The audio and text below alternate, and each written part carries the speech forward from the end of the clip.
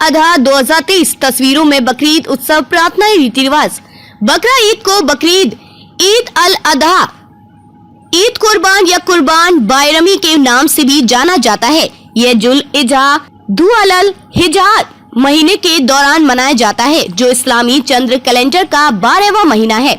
यह त्योहार अब्राहम की कहानी को याद करता है, जिसे पैगंबर इब्राहिम के नाम से भी जाना जाता है, जिसने ईश्वर की आज्ञाकारिता के रूप में अपने बेटे इस्माइल की बलि देने का बार बार सपना देखा था। इब्राहिम ने यह दृश्य अपने बेटे के साथ साझा किया और बताया कि यह अल्लाह का आदेश था। इस्माइल और अल्लाह का एक समर्पित अनुयायी भी था, स्वेच्छा से भगवान की इच्छाओं को पूरा करने के लिए सहमत हो गया। हालांकि शैतान ने इब्राहिम को प्रलोभित करने और उसे बलिदान देने से रोकने का प्रयास किया। बहरहाल इब्राहिम ने बहादुरी से शैतान पर पत्थर फेंककर उसके प्रभाव को खारिज कर दिया।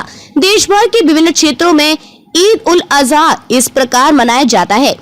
धूल अल इजहा के 10वें दिन दुनिया भर के मुसलमान अल्लाह के प्रति अपनी भक्ति व्यक्त करने के लिए अपनी प्रिय चीजों का बलिदान करने का सम्मान करके ईद उल अजहा मनाते हैं। वे जिब्रील के माध्यम से अल्लाह द्वारा भेजी गई भेंट की याद में बकरों या भेड़ों की बलि देते हैं।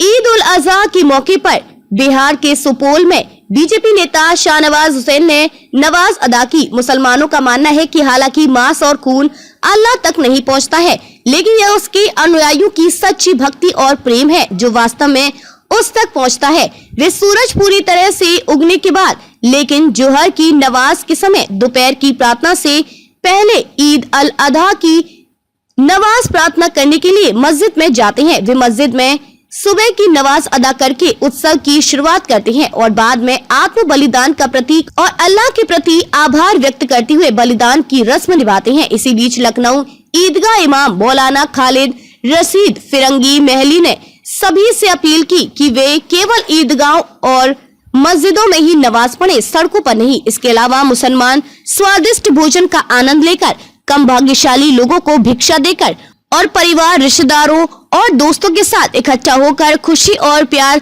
साझा करके ईद उल अजहा मनाते हैं।